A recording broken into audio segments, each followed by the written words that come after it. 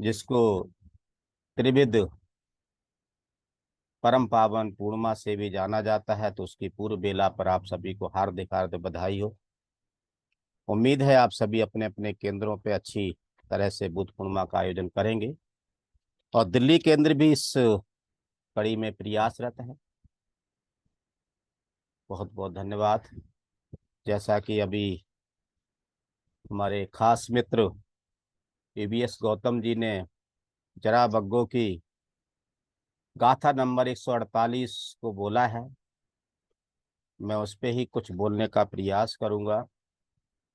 एक बार की बात है, भगवान बुद्ध श्रावस्ती के जेत वन में विहार कर रहे थे और सुबह को वो चीबर पहन पात्र हाथ में लेकर के जिधर जा रहे थे भिक्षाटन के लिए, जिस गली से गुजर रहे थे उसी गली में 120 वर्ष की एक उत्तरा नाम की फेरी थी। वो भी भिक्षाटन उसी गली में कर रही थी। तो भगवान बुद्ध को उसने आते हुए देखा तो उसे थोड़ा सा लज्जा सी आई, तो उसने अपने आप को पीछे किया, लेकिन असावधानी बस उसका जो चीवर है उसके पैरों में फंस गया और वो गिर गई। भगवान बुद्ध उसके पास जाते हैं, जरा गौर से सुनने का प्रयास करना। भगवान बुद्ध स्वयं उसके पास जाते हैं, कहते हैं भगनी। बुद्ध कहते हैं भगनी। भगनी का मतलब बहन। भगनी, तेरा शरीर जीर्ण शीर्ण हो गया है, अब ये चलने के काबिल नहीं रहा है। उसको उठाते हुए कहते हैं कुछ ही दिनों में ये नाश को प्राप्त हो जाएगा। यह कह करके उन्होंने एक गाथा कही जो अभी सुना आपने, परे जिड़ मिदंग रूपंग, परे जिड़ंग मिदंग रूपंग, रोग निगंग पंगुरंग। ये जो नीड है, रोग नीड, रोगों का ये घोंसला है। पबुगुरम विज्जति पूति संदेहो, मरणंतंग ही जीवितंग। अर्थात ये जो शरीर है कैसा है,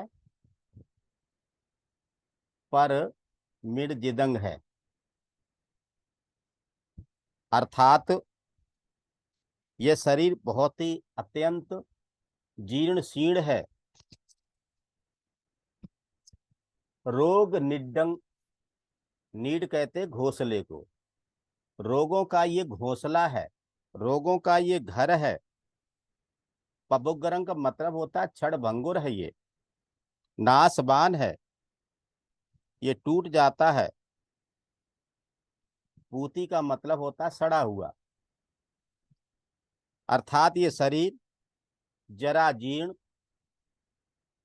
रोगों का घर और अत्यंत ही भंगुर है, अत्यंत ही भंगुर है। यह टूट फूट कर नष्ट हो जाता है। गंदगी और बदबू से भरा ये शरीर आखिरकार सड़ करके ये नष्ट होने वाला है। इस जीवन का जो अंत है वो क्या है, मरण है। मरणंतंग ही जीवितंग। इस जिस शरीर को व्यक्ति जिंदगी भर अपना मानता है, मैं मेरा करता है, सजाता संवारता है, सुरक्षा करता है, इस पर गौर करो। ये तो जोड़ तोड़ कर बनाया हुआ ढांचा है, बीमारियों का भंडार है, झुर्रियों से भर जाएगा और फिर एक दिन ये मिट्टी में मिल जाएगा।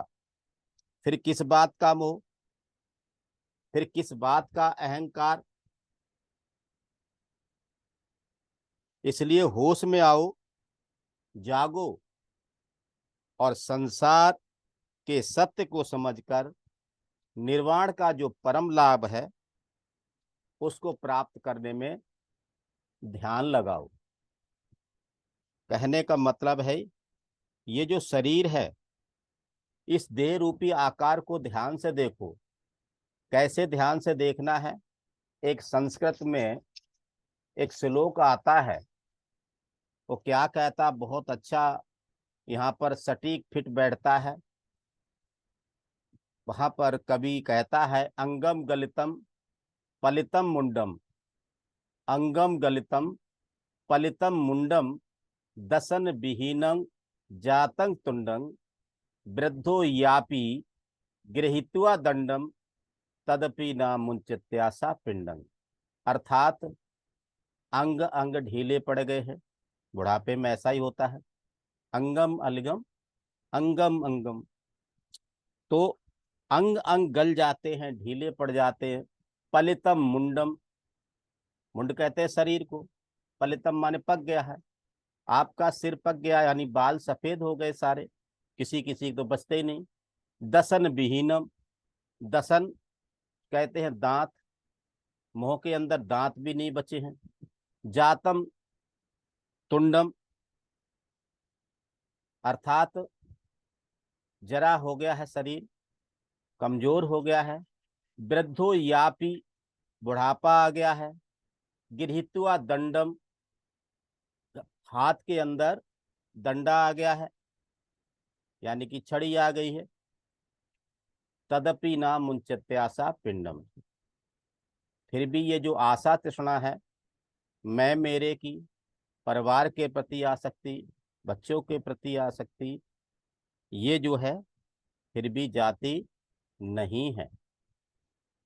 ये देह रूपी जो आकार है, जो रूप है, ये शरीर है, इसको समझो। यह बचपन में बहुत कोमल था, जवानी में बहुत सुंदर था, और अब बुढ़ापे में कैसा हो गया है? आप देख सकते हैं जिन पर भी बुढ़ापा आ गया है, कैसा हो गया है। ये जो बुढ़ापे में क्या होता है, सफेद बाल हो जाते हैं, चेहरे पर, गर्दन पर झुर्रियां पड़ जाती हैं, कमर झुक जाती है, सुनने और देखने की कमजोरी, उठना बैठना भी आसान नहीं होता है, किसी न किसी का सहारा लेना पड़ता है।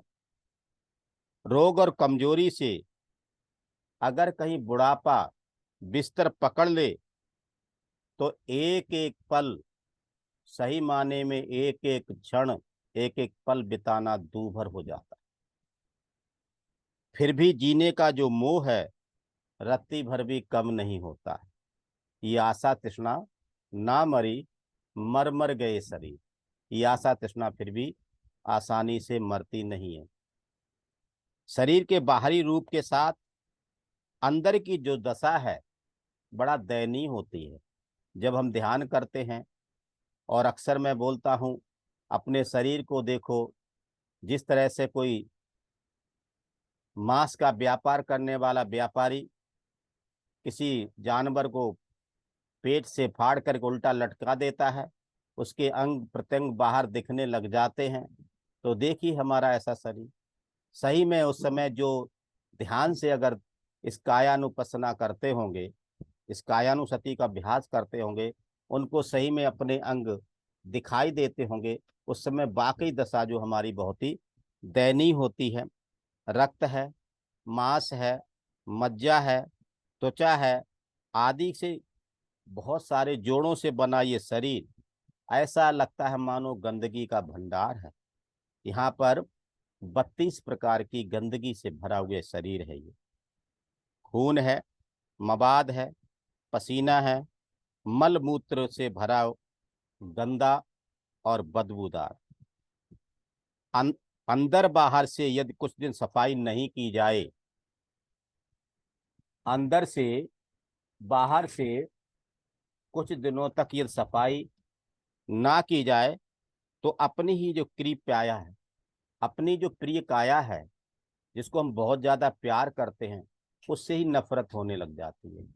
यदि आपको भरोसा नहीं होता है, तो आप देखिए, इस सड़ी गर्मी के अंदर अगर 2-4 दिन नहाने को ना हो, तो लगाइए, क्या हाल होगा।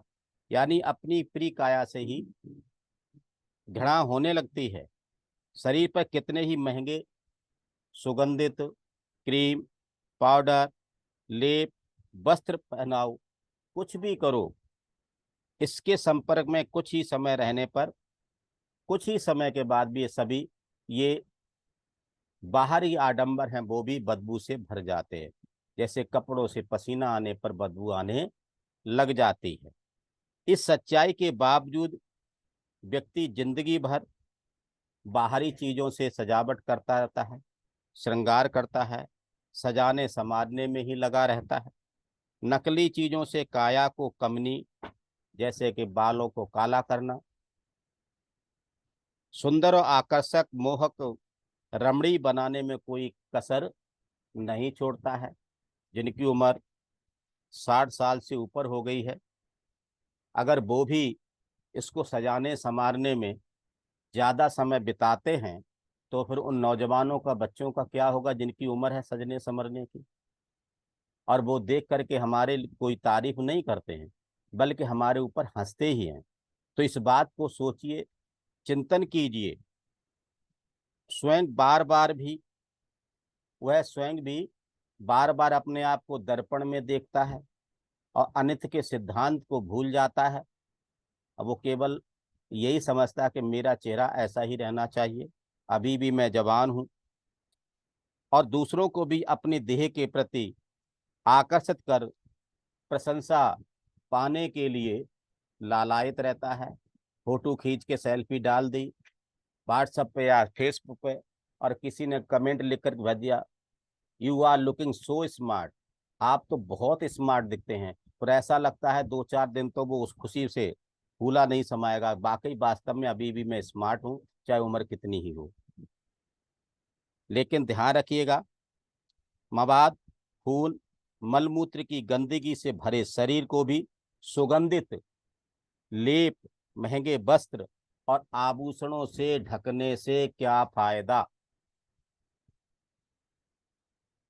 एक दिन यह रूप, रंग, चमक सब बिखर के नष्ट हो जाती है। कटे हुए ताड़ के पेड़ की तरह पड़ा होगा ये शरीर, जिसे हम अपना और प्रिय मानने का भ्रम पाले रहते हैं, मैं मेरे में फंसे रहते हैं। उसे बचाने के सारे उपाय मिट्टी में मिल जाते हैं। ऐसा कोई उपाय नहीं है जिससे कि दोबारा हम फिर इसको पुनः पुनः प्राप्त कर सकें। भला मौत किसको छोड़ती है? मरणतंग ही जीवितंग, अर्थात ये जीवन जो है वो कब तक है? मरने तक है। अगर हमने जन्म ले लिया है तो मरना फिर तय है। नश्वर शरीर को बाहर से सजाने संवारने की बजाय, अर्थात बाहरी सजावट की बजाय क्या करना चाहिए? व्यक्ति अपने चित्त को, अपने मन को प्रेम, करुणा, मैत्री, मुदिता के भाव से इसे संवारे। क्या करना चाहिए? अपने मन में सभी प्राणियों के प्रति मैत्री हो, करुणा हो, और शीलों का आचरण पूरी तरह से हो। समाधि और प्रज्ञा के रत्नों से सजाना चाहिए। जब मैत्री, करुणा, मुदिता आती है तो समाधि आती है। समाधि जब अच्छी लगती है तो प्रज्ञा का भी विकास होता है। जन्म, शरीर, बुढ़ापे और मृत्यु से मुक्ति का जो पथ है, जो निर्वाण का पथ है, वो श्रेष्ठतर है। इस बात को समझना चाहिए। अब मैं एक गाथा और कहना चाहूंगा, उसको ध्यान से सुनिएगा। बहुत से जो अधिमानक भिक्खु हैं उनकी कथा है। यानी मानी अपत्थानी, यानी मानी अपत्थानी, अलाबूने बसार दे, कपोत कानी अट्ठीनिंग, तानी दिस्वान कारती। अर्थात जिसे थोथी, कुमलाई हुई, सूखी हुई और बेकार समझ करके फेंक दी गई हुई शरद के समय सड़ी हुई उस लौकी की तरह या कबूतर की तरह, कबूतर की सी सफेद हो गई हड्डियों को देख करके भला इस व्यक्ति, भला कौन सा ऐसा व्यक्ति होगा जो इस शरीर से प्रेम करेगा, मोह करेगा, इसके प्रति किसको रति होगी। जिस तरह से शरद जो ऋतु है लौकी के लिए अनुकूल नहीं होता है। यदि लौकी पैदा हो जाती है तो वह खाने लायक भी नहीं रहती है, थोती सड़ी हुई होती है और बेकार समझ करके फेंक दी जाती है। एक बार तथागत ने साधना के हल्के अहंकार से भरे हुए भिक्षुओं के एक समूह को शमशान में जाकर देखने को कहा। जो भिक्षु अहंकार में भरे हुए थे, जिनके अंदर ईगो थी, उनको भगवान बुद्ध ने सलाह दी कि जाओ और शमशान घाट को जाकर के देखो। भिक्षु वहां से सीधे शमशान घाट गए। वहां का दृश्य डरावना था। काफी लाशें रखी हुई थी, उनसे दुर्गंध आ रही थी। और आपने भी कोरोना काल के अंदर देखा होगा था क्या हाल हुआ था। भगवान ने उस समय भिक्षुओं को कहा, ये जो हमारा शरीर है ये हड्डियों का कंकाल है, मांस, मज्जा, रक्त और चाम से सजा हुआ है। इसमें तुम आनंद की अनुभूति करते हो, यह आनंद स्थायी नहीं है। बेकार लौकी और कबूतर के रंग के समान हड्डियों को देखकर कौन ऐसा बुद्धिमान होगा, कौन ऐसा विवेकवान होगा इस शरीर के प्रति आसक्ति रखेगा।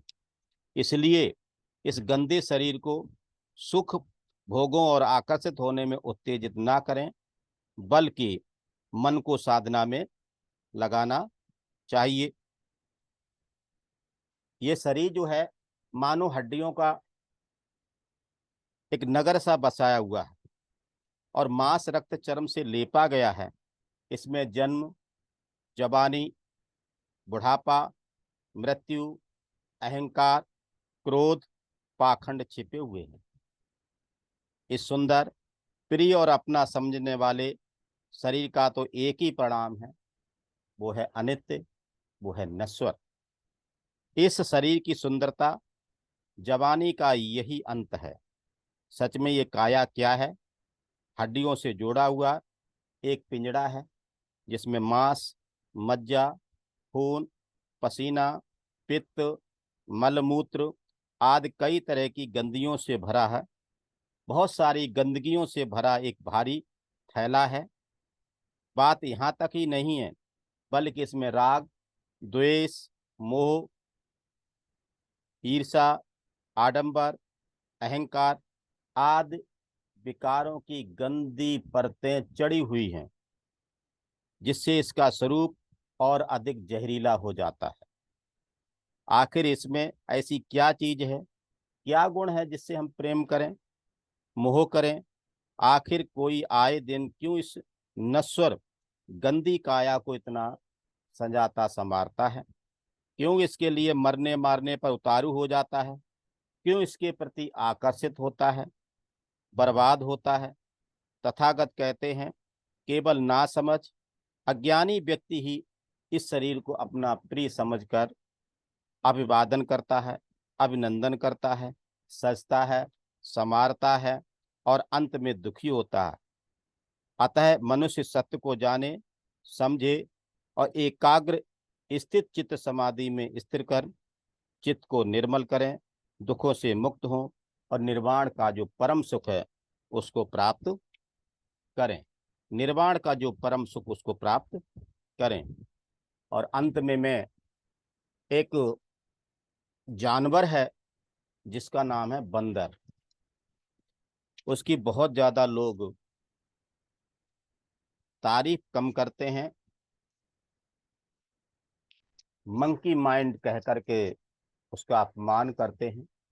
तो आज उसके जो दो गुण हैं उसके बारे में बताना चाहता हूँ, ध्यान से सुनिएगा। हमें सही में जानवरों से भी सीखने को मिलता है और इसी यही कारण है कि भगवान बुद्ध सभी प्राणियों के प्रति असीम मैत्री का संचार करते थे। सभी प्राणियों का मतलब सभी प्राणी। इसलिए हमें भगवान बुद्ध का ये जो गुण है, सभी के प्रति मैत्री करना है, उसको हम इससे सीख सकते हैं, समझ सकते हैं। एक बार की बात है, राजा मिलन भंते नागसेन के पास पहुंचता है और कहता है, भंते नागसेन, आप जो कहते हैं कि बानर के दो गुण होने चाहिए हमारे अंदर, तो वो दो कौन कौन से दो गुण हैं?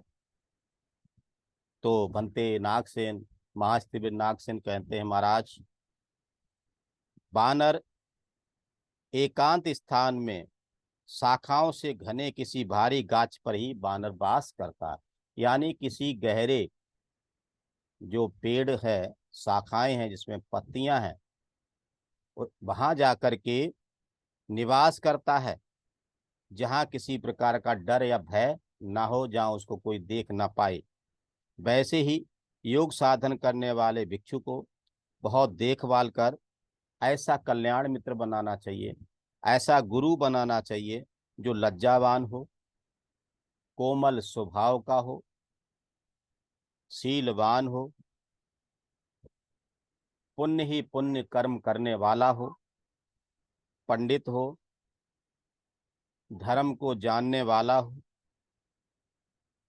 प्रियवादी हो, गंभीर हो, आदर सम्मान के योग्य हो, अच्छा तथा मधुर वक्ता हो, किसी बात को समझने में पटु हो, अच्छे से अच्छा उपदेश देने वाला हो, सार्थक उपदेश देने वाला हो, अच्छी सीख देने वाला हो, अच्छी राह पर ले जाने वाला हो, सच्ची राह दिखाने वाला हो, तथा धर्मोपदेश करके भागों भावों को जगा देने के एक लगन पैदा कर सकने वाला हो, यानी कि अच्छे भाव पैदा करने में माहिर हो।